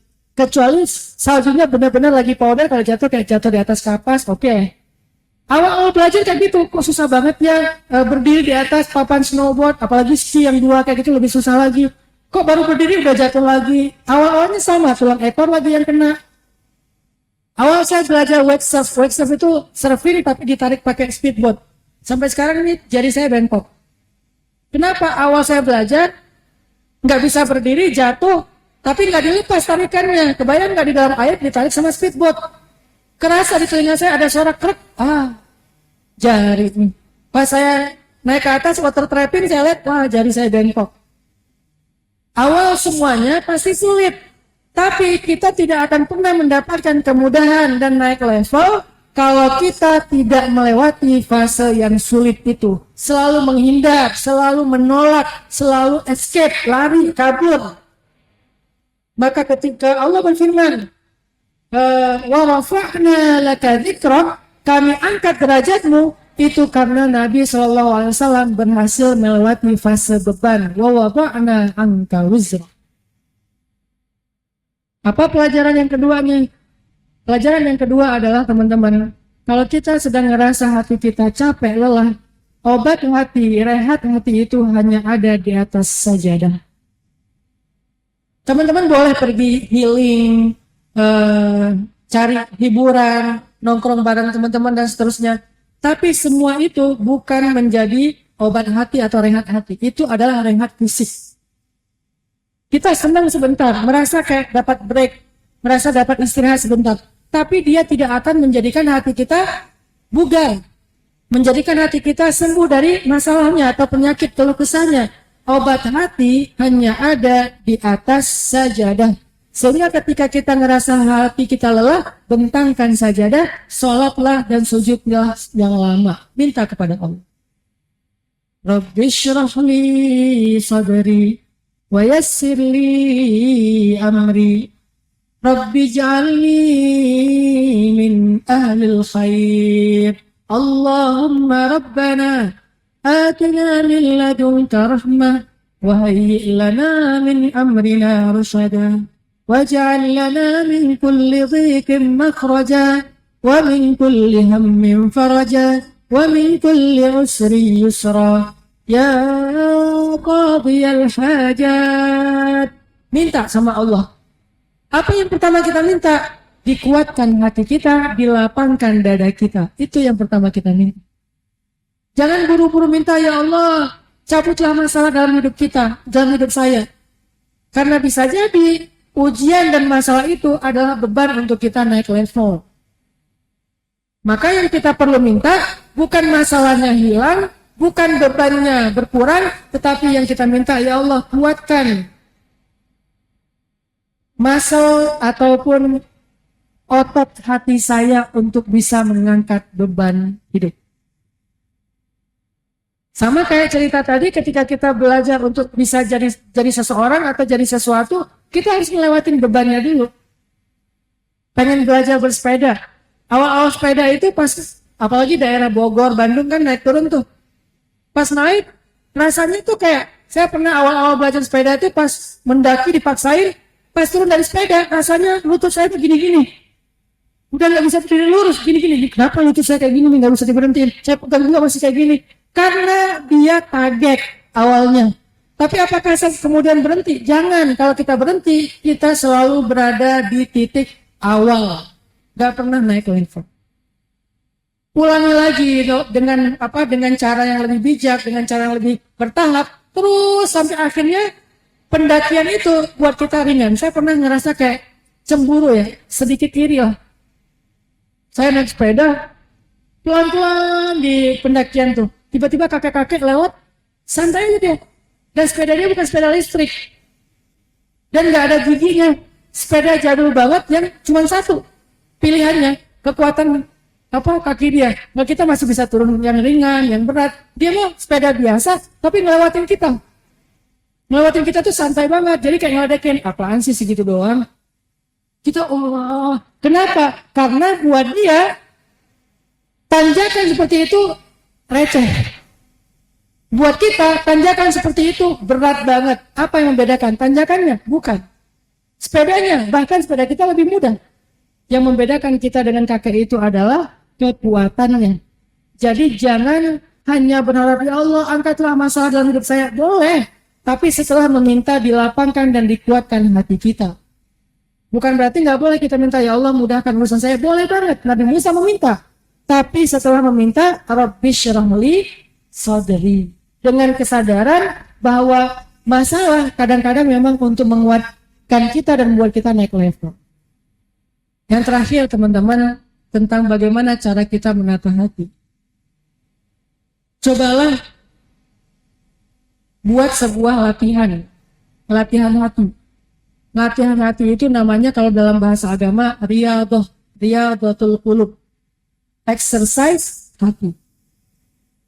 Apa itu latihan hati atau riyadhah hati? Riyadhah exercise hati. Exercise hati itu adalah ibadah sunnah. Karena ibadah wajib itu kewajiban, ibadah sunnah itu adalah latihan. Salah satu di antara ibadah sunnah yang bisa menjadi exercise, bisa menjadi latihan buat hati kita supaya semakin kuat dan tenang adalah zikir. Gimana cara biar zikir itu menjadi exercise? Zikirlah dengan zikir sebanyak-banyaknya. Ada zikir yang dihitung 33 kali, 100 kali. Ada zikir yang tidak dihitung. Zikir yang dihitung ini namanya zikir muqayyad. Dia ditentukan jumlahnya. Subhanallah 33 kali, Alhamdulillah 33 kali, Allahu Akbar 34 kali. Itu namanya zikir muqayyad. Ada lagi zikir yang tidak dihitung. Sebanyak-banyaknya namanya zikir mutlak. Bisa subhanallah, bisa alhamdulillah, bisa Allahu Akbar, bisa la ilaha illallah, bisa astagfirullah. Semua zikir-zikir yang ada nama Allah sebanyak-banyaknya. Kenapa? Karena zikir itu mirip dengan olahraga. Kalau sebentar gak berasa. Coba teman-teman tes lari, tapi jaraknya cuma 5 meter. Ada endorfin gak? Gak keluar endorfin, hormon kebahagiaan itu gak keluar. Karena kita baru lari cuma 5 meter, 10 meter. Atau treadmill, baru nyalain, semenit kemudian udah berhenti. Ya belum keluar endorfinnya, belum bahagia. Otot kita nggak jadi. Supaya kita bikin otot kita kuat, hormon kebahagiaannya kita muncul, sehingga kita setelah itu merasa kayak nyaman, tenang, bahagia, happy. Maka olahraga sampai kita berkeringat. Walaupun itu beda-beda setiap orang ya. Ada yang 10 menit, ada yang setengah jam, ada yang 1 jam, tergantung kebiasaan masing-masing. Olahraga sampai kita berkeringat, baru keluar endorfin. Zikir juga kayak gitu teman-teman. Zikir itu olahraga batin, olahraga hati. Tapi nggak akan kerasa di hati kita kalau zikirnya cuma sebentar. Makanya ketika Allah menceritakan tentang amal solih, muslimin wal muslimat, mu'minin wal mu'minat, qanitin wal qanitat, sha'imin was sha'imat, dan banyak lagi ibadah. Tapi giliran Allah mengatakan وَالذَّاكِرِينَ اللَّهَ كَثِيرًا وَالذَّاكِرَاتِ. Orang yang Islam, orang yang beriman, orang yang sholat, orang yang puasa, orang yang sedekah, laki-laki dan perempuan. Tapi giliran zikir, orang yang berzikir kepada Allah dengan zikir yang banyak, laki-laki dan perempuan. Giliran bab zikir, Allah membahasnya dengan kalimat وَالذَّاكِرِينَ اللَّهَ كَثِيرًا وَالذَّاكِرَاتِ. Ada kata kathiran, banyak. Kenapa giliran zikir ada kalimat kathiran? Kenapa enggak wal mutasaddiqin pakai kathiran, orang yang bersedekah? Was-shaimin berpuasa pakai kathiran, kenapa enggak ada? Wal qanitin orang yang sholat kathiran, kenapa enggak dibahas kathiran? Walaupun juga baik untuk banyak. Tapi giliran orang yang berzikir ada kalimat wadzakirinallaha katsiran, banyak. Kenapa? Karena zikir kalau sebentar itu belum kerasa di hati kita. Sehingga kalau misalnya kita pernah mendengar ayat ala bidzikrillahi tatmainnul qulub, bukankah dengan zikir hati itu menjadi tenang? Syaratnya apa? Zikir yang banyak baru kerasa di hati kita tenang. Apa perasaan tenang yang muncul dalam hati kita? 1, tenang dalam menghadapi masalah. 2, tenang ketika dekat dengan Allah melalui ibadah. Tenang ketika kita bisa membaca Al-Quran. Tenang ketika kita bisa sholat. Tenang ketika kita berzikir dengan itu sendirinya. Artinya, baru terasa tenang kalau zikirnya zikir yang katsiran, zikir yang banyak. Pertanyaannya sekarang, zikir yang banyak itu minimal berapa, Ustadz? Buat saya pribadi, baru kerasa di hati itu kalau istighfar itu sehari minimal 3.000. Sehari minimal 3.000, baru kerasa di hati. Rasanya apa Ustaz kalau udah istighfar 3.000 sehari? Rasanya kangen sholat. Kalau dengar azan itu semangat ke masjid. Rasanya kayak pengen baca Quran terus. Rasanya ada masalah itu kayak tenang karena yakin Allah menolong kita, Allah membersamai kita. Itu rasa yang di hati kalau istighfarnya minimal 3.000. Walaupun angka ini bukan angka yang pasti ya. Kita bisa lebih dan kurang dari itu. Kenapa saya ngerasa 3.000 baru terasa? Mungkin dosa saya banyak. Sehingga hati saya berpenyakit. Sama kayak ketika kita berpenyakit, nggak bisa sekali minum obat langsung sembuh. Nggak bisa sekali terapi langsung sembuh. Kita harus terapi secara konsisten. Kita harus minum obat sesuai dengan petunjuk dokter. Nggak bisa sekali minum obat langsung sembuh. Nggak bisa kayak gitu. Begitu juga dengan hati. Ada orang yang fisiknya sakitnya parah. Dia harus dirawat di rumah sakit 2 minggu. Nggak bisa dia berharap dirawatnya di ruang UGD sejam pulang. Nggak bisa sembuh karena sakitnya parah. Begitu juga dengan hati kita. Kalau kita ngerasa hati kita banyak penyakit karena dosa-dosa, maka dia harus diterapi dengan istighfar lebih banyak daripada orang yang hatinya normal. Saya ngerasa mungkin dosa saya banyak, sehingga saya merasa bahwa istighfar baru berasa di hati itu setelah 3.000 minimal. Astagfirullah, astagfirullah, astagfirullah, astagfirullah, astagfirullah, astagfirullah. Gimana cara istighfar 3.000 Ustaz? Sederhana. Kalian cobalah miliki checker yang digital itu. Saya selalu bawa 2 alat zikir. Yang satu saya pakai di lengan, yaitu tasbih. Cuman kalau tasbih ini dipakai zikir ribuan, susah ngitungnya. Kan cuma 100 ya. Udah 100. Tadi 100 yang keberapa ya? Kayaknya yang ke-10 deh. Akhirnya udah 1.000. Padahal baru 2, tapi rasanya 10. Kalau pakai tasbih. Jadi kalau zikirnya zikir yang ringan, saya pakai tasbih. Misalnya 33 kali 3, pakai tasbih. Jadi 100. Enak gitu kalau pakai tasbih, berasa. Tapi kalau zikirnya ada banyakan, susah pakai tasbih, nanti saya malah nggak konsen. Ini udah 100 yang keberapa ya? Mending pakai checker. Kalau cewek-cewek, sama aja sih, sekarang bisa nyari di marketplace banyak tuh checker cowok itu harganya murah banget, cuma 3.000 rupiah. Kalau cewek mahal dikit karena bling-bling.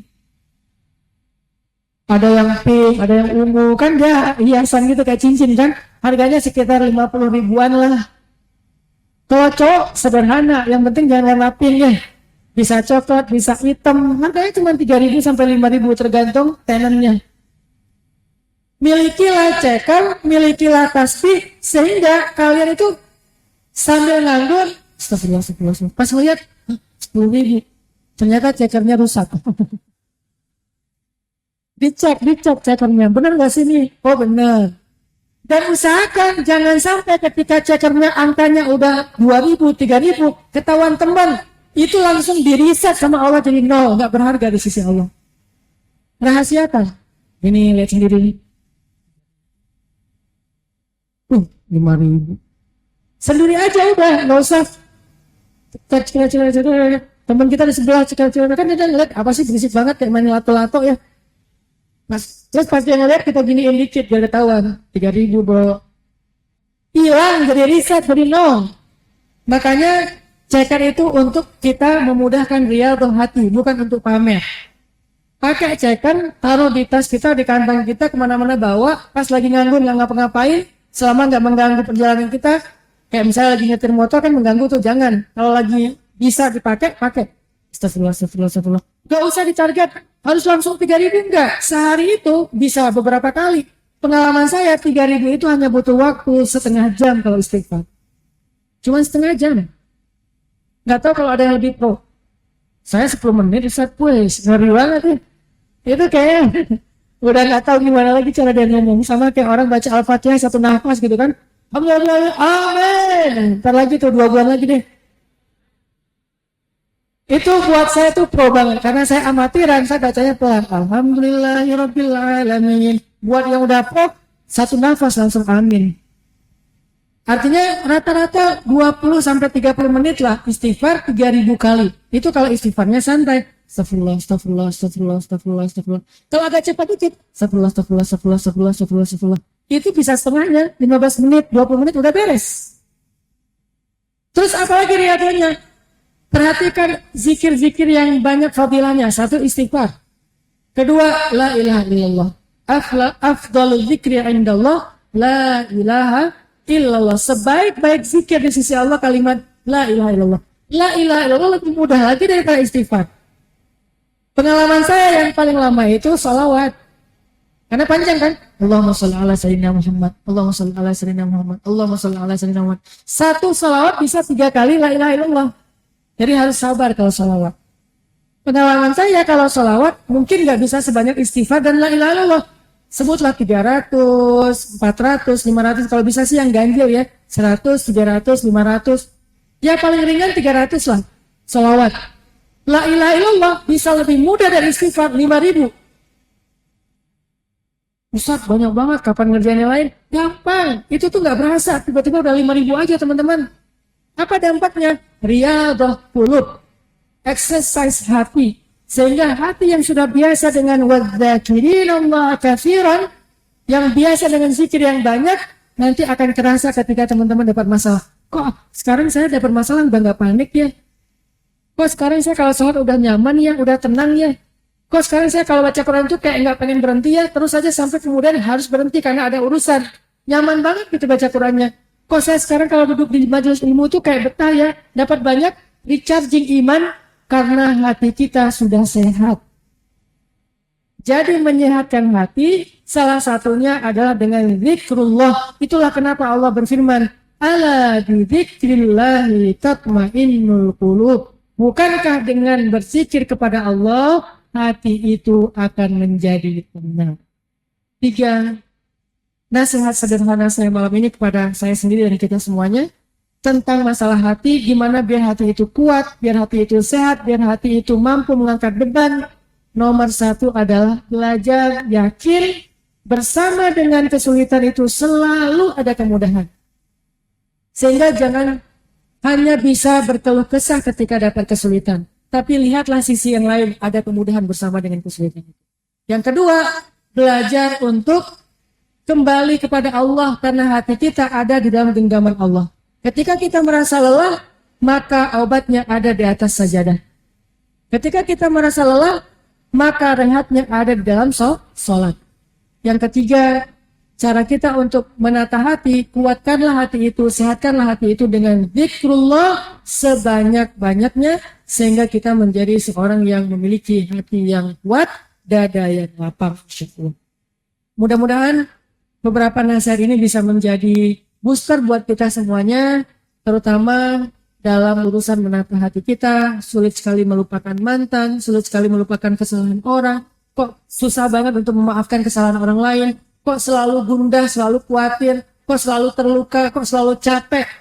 Mudah-mudahan dengan 3 amalan tadi kita akan mendapatkan hati yang lebih baik. Barakallahu li wa lakum. Wassalamualaikum warahmatullahi wabarakatuh. A'udzu billahi minasy syaithanir rajim. Bismillahirrahmanirrahim. Alhamdulillahi rabbil alamin. حمدا يوافي نعمه ويكافئ مزيده يا ربنا لك الحمد كما ينبغي لجلال وجهك الكريم وعظيم سلطانك اللهم صل وسلم وبارك على سيدنا محمد وعلى آله وأصحابه أجمعين ربنا اشرح لنا صدورنا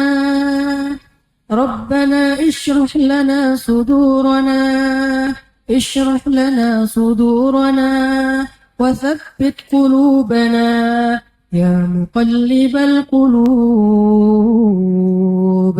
ثبت قلوبنا على دينك يا مصرف القلوب صرف قلوبنا إلى طاعتك ربنا لا تزغ قلوبنا بعد إذ هديتنا وهب لنا من لدنك رحمة إنك أنت الوهاب يا حي يا قيوم برحمتك نستغيث أصلح لنا شأننا كله ولا تكلنا إلى أنفسنا طرفة عين ربنا آتنا من لدنك رحمة وهيئ لنا من أمرنا رشدا واجعل لنا من كل ضيق مخرجا ومن كل هم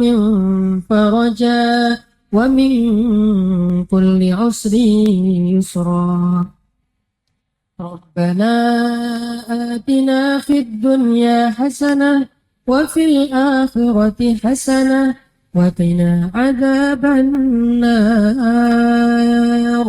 وأدخلنا الجنة مع الأبرار يا عزيز يا غفار يا رب العالمين.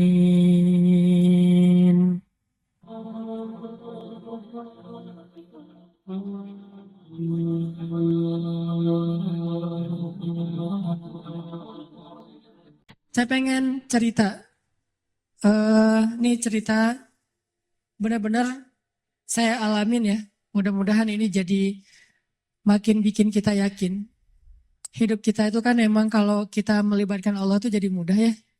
Susahnya hidup kita itu karena kita jarang melibatkan Allah. Kecuali udah mentok. Kalau dari awal kita nge-mention Allah dari awal itu apa? Bismillah. Di tengah-tengah kita masih terus nge-tag Allah. Ya hasbi Allah, la haula wala quwata illa billah. Berdoanya ke Allah. Kalau kita ngelibatin Allah dari awal dalam hidup kita, pertama Allah akan kuatkan hati kita. Kedua Allah akan bereskan urusan kita. Dan itu bukan cuma terjadi kepada Imam Ahmad bin Hambal yang saya pernah cerita. Bukan cuma pernah terjadi kepada Uwais Al-Qarani, tabi'in yang pernah saya cerita. Tapi juga terjadi kepada 3 teman saya. Yang satu anak Batam namanya Age, anak skateboard. Satu lagi anak Jakarta model namanya Agi. Satu lagi driver ojek online di Bandung. Ini 3-tiganya nih baru saya alami sekitar beberapa waktu yang lalu. Kalau yang ojek online sekitar sebulan yang lalu. Kalau yang Agi baru 2 minggu yang lalu saya ngalamin. Apa ceritanya? Melibatkan Allah dalam semua harapan kita.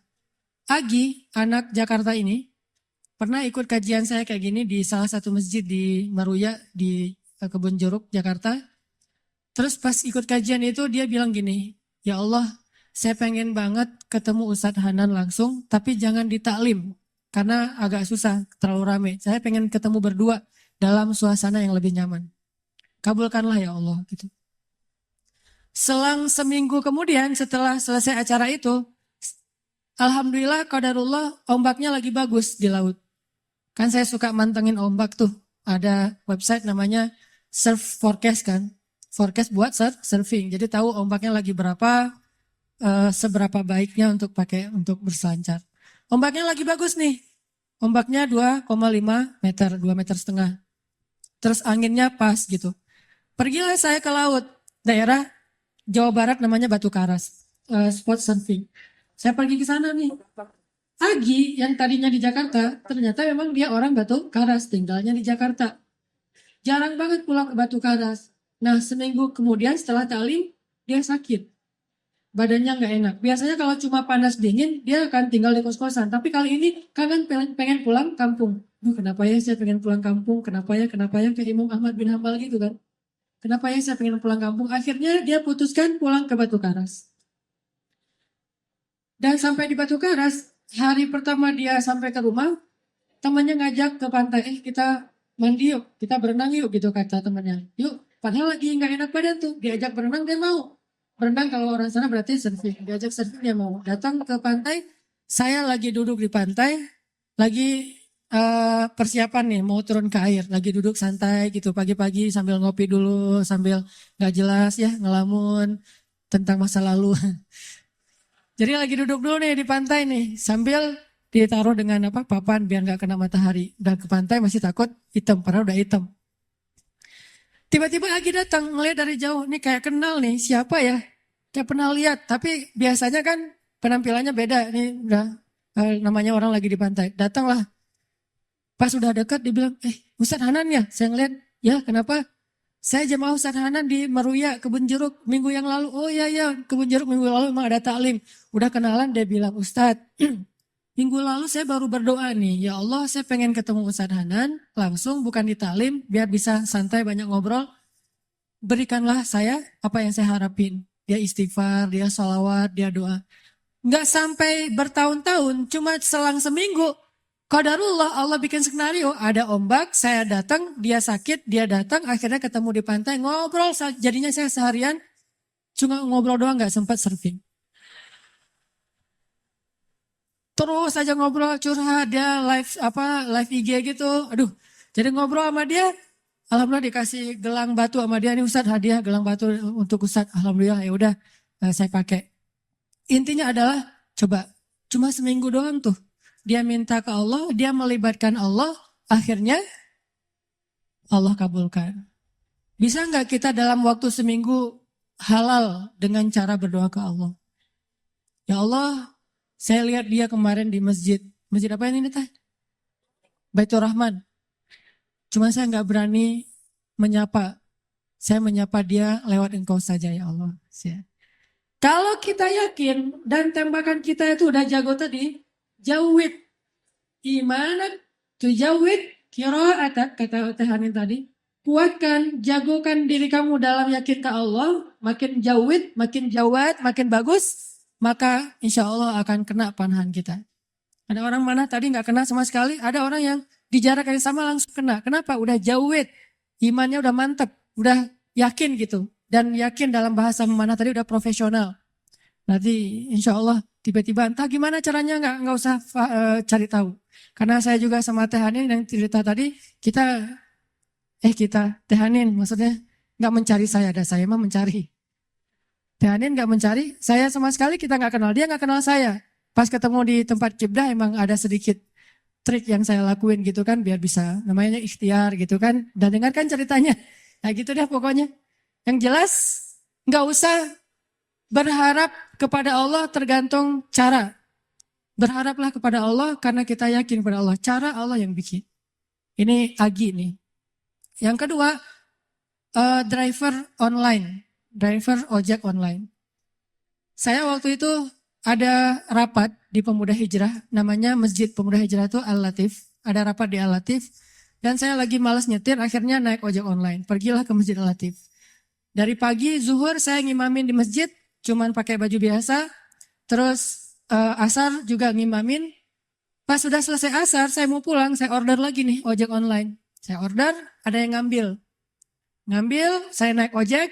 Di tengah jalan dia nanya, Mas sering sholat di masjid itu? Kata dia.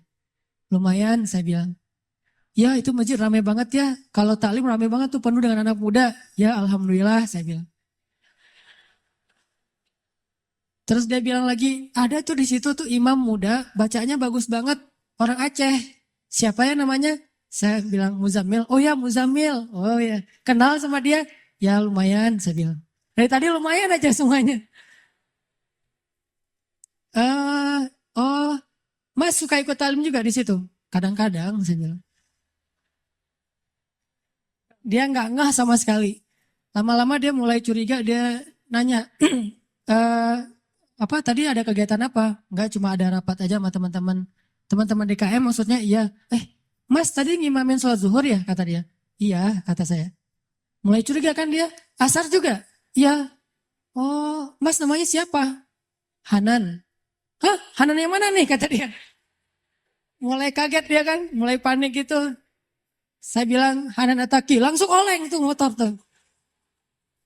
Masya Allah, dia kaget sendiri. Dan itu olengnya tuh langsung berhenti pas lampu merah pula. Dia heboh sendiri di lampu merah, bayangin. Ya Allah, Masya Allah. Alhamdulillah, Ustadz tahu nggak? Ternyata ini Ustadz Ataki, ntar dulu saya lihat ke belakang, benar nggak nih? Oh iya benar gitu. Dari tadi kayak Ustadz nggak ngomong-ngomong, kata dia, Ustadz tahu nggak, sebulan ini saya selalu beristighfar, berdoa, sholawat. Ya Allah saya pengen banget ketemu sama itu tuh satu lagi gurunya Muzammil, yang ceramahnya suka di YouTube katanya. Ustadz Hanan Ataki, saya pengen ketemu beliau, tapi susah kalau di taklim. Pengen berduaan, jangan pas rame-rame. Ternyata berduaannya di atas ojek, coba. Dan itu demi Allah kisah nyata teman-teman terjadi. Jadi Imam Ahmad yang pernah kita dengar ceritanya bukan cuma terjadi di Basrah. Terjadi juga di Indonesia. terjadi di Jakarta, di Bandung, Surabaya, di Kediri, di mana-mana kalau kita melibatkan sebegitu mudahnya. Padahal dua orang ini saya kira bukan ulama, bukan orang yang mungkin hijrahnya udah lama, baru juga hijrah. Tapi kenapa diperlakukan oleh Allah semudah itu? Bagi Allah orang yang sudah taubat dari dosa seperti orang yang tidak berdosa. Orang yang sudah taubat dari dosa seperti orang yang tidak berdosa. Jadi sama Allah memperlakukan dia seperti Allah memperlakukan kekasih-kekasihnya yang soleh lainnya. Jadi jangan pesimis, jangan putus asa. Kalau kita melibatkan Allah, kita akan dikuatkan. Tenang aja, udah tetap la tahzan, innallaha ma'ana. Yang terakhir tadi kisah AG. AG ini anak skateboard dari Batam. Dia itu kerja di sebuah perusahaan swasta di Batam, IO gitu. Dia pertama dapat hidayah itu dengerin istrinya dengar booster di YouTube. Mah dengerin apa tuh booster? Ini ada ustadz katanya juga senang main skate walaupun gak bisa sih, cuma senang nemenin doang. Oh, mana? Karena dia senang memang anak skate jadi ngelihat gitu. Oh ini ustadznya, coba dengerin lagi. Wah kirain tadi cewek. Biasalah kayak gitu mah ya. Gak tau jenggotan gini. Udah gitu, oh gimana coba dengerin, nangis. Selama ini dia udah belasan tahun gak sholat. Jangankan sholat sendiri, jangan sholat ke masjid, sholat sendiri aja gak pernah. Bahkan sholat Idul Fitri aja gak pernah. Kan kalau kita minimal sholat Idul Fitri ya, setahun 2 kali lah ya. Walaupun masbuk itu juga. Kenapa masbuk? Kebiasaan kalau Jumatan datangnya kalau khutbahnya udah selesai. Dan Idul Fitri, Idul Adha mah khutbahnya selesai sholat. Wah masih khutbah, ntar aja deh kalau udah selesai. Begitu datang orang udah pada pulang. Loh kok gak sholat sih? Sholat Idul Fitri itu sebelum khutbah. Ini salah dia. Dia gak pernah sholat sama sekali. Tapi tiba-tiba nangis, jadi kayak sadar dapat hidayah gitu. Tapi saya pikir emang bukan cuma dia yang dapat hidayah dengerin booster. Saya juga dengerin booster diri sendiri kayak dapat hidayah gitu. Oh benar juga ya kata Ustadz ini. Kok saya dapat hidayah? Kata saya sendiri tuh. Kan ada ceramah saya misalnya sebutlah Allah itu maha baik, Allah segala macam. Saya pas dengar, ya Ustadz itu benar juga dia ngomonginnya tuh. Akhirnya saya dapat hidayah dari diri sendiri. Dia dapat hidayah. Setelah dia dapat hidayah, diam-diam dia sholat. Dia wudhu, gak mau ketahuan sama keluarganya. Dia tutup pintu, dia sholat di dalam kamar. Jarang-jarang kamarnya dikunci. Pas istrinya mau ngelihat ke dalam rumah, dalam kamar, diketok-ketok kok gak dibukain. Pas udah selesai dia sholat langsung buka-buka pura-pura tadi ketiduran gitu. Dia gak mau ketahuan lagi sholat. Setelah sholat dia berdoa, ya Allah Ustadz itu udah bikin saya sadar. Saya pengen banget ketemu beliau. Beri saya jalan ya Allah. Hari dia berdoa, besoknya dia ketemu dengan atasannya. Dia bilang, Pak boleh saya minta izin. Padahal dia jatah cutinya udah habis tuh. Gak ada dapat jatah cuti lagi. Atasannya nanya, izin kemana? Saya mau ketemu Ustadz saya di Bandung. Ini orangnya, saya dengar booster dari dia, jadi saya sadar. Oh ya udah, kamu cuti sesuka kamu deh, kata atasannya. Dimudahin, butuh uang saku, dikasih uang saku, berangkat dia ke Bandung, dan dia datang ke hari Rabu taklim saya yang rutin di Bandung itu yang di Masjid TSB Trans Studio, ketemu langsung dengan saya dan alhamdulillah Ustadz, mudah banget ya kalau kita menuju ke Allah. Yang susah itu kalau kita menjauh dari Allah. Tapi kalau menuju ke Allah, dipermudah, banyak banget urusan yang dipermudah. Saya malah dapat uang saku, saya malah dapat kayak bonus dari atasan saya. Keluarga saya alhamdulillah sekarang jadi lebih baik setelah saya berhijrah. Dan saya pengen ketemu dengan Ustadz, dimudahin banget. Ini lihat bukti. Bukan karena saya orang soleh, enggak. Kesolehan kita hanya Allah yang tahu. Tapi karena kita yakin sama Allah. Karena kita melibatkan Allah. Terus kenapa galau, kenapa khawatir, kenapa enggak tenang? Kalau kita bisa melibatkan yang maha kuasa dalam segala urusan kita. Jadi itu teman-teman, coba buktiin deh. Kalau teman-teman yang lain di tempat yang tadi saya ceritain udah membuktikan, kita pasti bisa lebih dari itu. Bukan hanya ketemu Ustadz, tapi juga ketemu dengan pasangan kita, menemukan rezeki yang halal untuk kita, apapun kebaikan. Tinggal, ya Allah, saya pengen nikah, beri saya jalan. Udah gitu, lihat keajaiban terjadi dalam hidup kita. Kalau enggak juga, enggak ada sia-sianya berdoa kepada Allah. Makanya saya bilang kalau berdoa tuh jangan yang tanggung, yang mantap sekalian. Ya Allah, kalau mobil ya Allah saya pengen Alphard. Penghasilan kita kecil, tapi pengennya Alphard. Emang sia-sia? Enggak. Kalau enggak dikasih Alphard di dunia, dikasih Alphard di akhirat. Kan Allah pasti mengabulkan doa kan? Pasti itu. Kalau enggak dikabulkan di dunia, dikabulkan di akhirat. Bangun dari kubur tiba-tiba lewat Alphard, berhenti depan kita. Ini mobil siapa? Ayo kita ke Padang Mahsyar lewat pakai Alphard gitu. Udah ada drivernya. Mereknya bukan Toyota tapi mereknya Cahaya. Merek baru nih. Belum dijual di Indonesia. Mereknya Cahaya. Kendaraan Cahaya yang lebih nyaman adalah Alphard. Jalan ke Padang Mahsyar. Kenapa saya dapat kendaraan ini ya Allah? Karena dulu kamu pengen banget punya mobil Alphard di dunia. Tapi aku tidak memberikannya di dunia karena itu tidak baik untuk kamu. Tapi aku berikan di akhirat. Apa sia-sianya berdoa kepada Allah?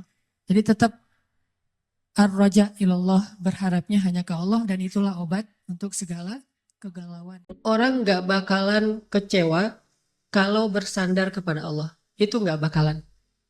Bahkan kita bisa bilang mustahil.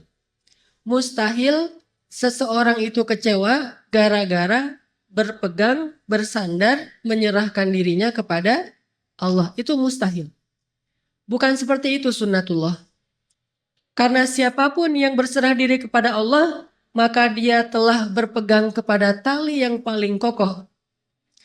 Wa man yuslim wajhahu ila Allah.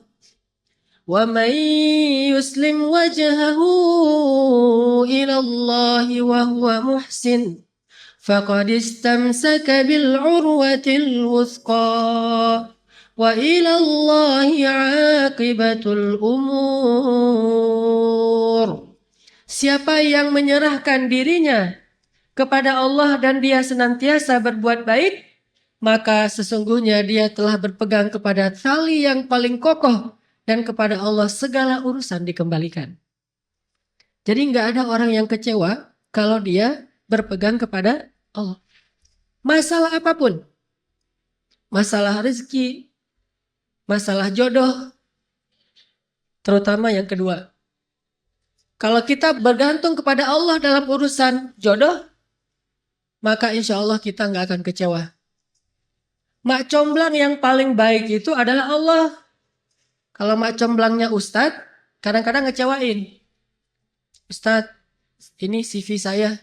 Oh ya, kriteria yang kamu cari seperti apa? Saya emang gak susah-susah Ustadz, standar-standar aja. Ya standar yang gimana? Yang tingginya 180, yang kulitnya bening, sampai kalau minum kelihatan airnya ngalir, transparan. Kemudian yang hidungnya seperti pedang, yang matanya seperti bidadari. Tahu mata bidadari? Besar dan sayu, tapi nggak gelok. Nah ini kriterianya. Terus kata Ustadz, kalau yang kayak gitu Ustadz juga mau gitu ya. Akhirnya pas ketemu Ustadznya duluan yang ta'arufan. Ini kalau mak comblangnya manusia. Tapi kalau mak comblangnya Allah jauh lebih meyakinkan dan gak bakalan kecewa. Dengan kriteria apapun, wahuwa ala kulli syai'in qadir.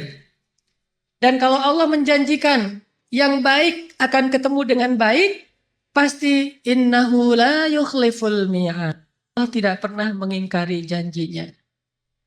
Masalah apapun, kita harus mengandalkan Allah. Coba deh, selalu ngandelin Allah.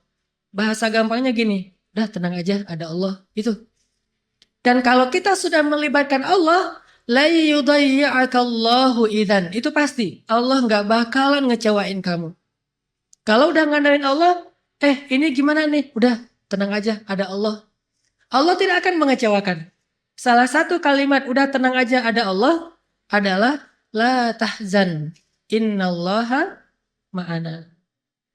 Kalau kita ada teman lagi galau gitu, terus kita bilang, la tahzan innallaha ma'ana. Kalau bahasa kita, woles bro, tenang aja ada Allah. Santai bro, karena ada Allah. Itu bahasa Arabnya la tahzan innallaha ma'ana. Andalin Allah dalam masalah kita. Ada masalah apapun, serahin aja sama Allah. Bismillah, la haula wala quwata illa billah. Bahkan kadang-kadang hanya dengan berzikir la haula wala quwata illa billah, Allah kasih keajaiban yang luar biasa. Karena setelah seseorang bersandar kepada Allah, la yudayya'anallahu idzan. Pasti Allah nggak akan ngecewain. Pasti Allah nggak akan ngecewain.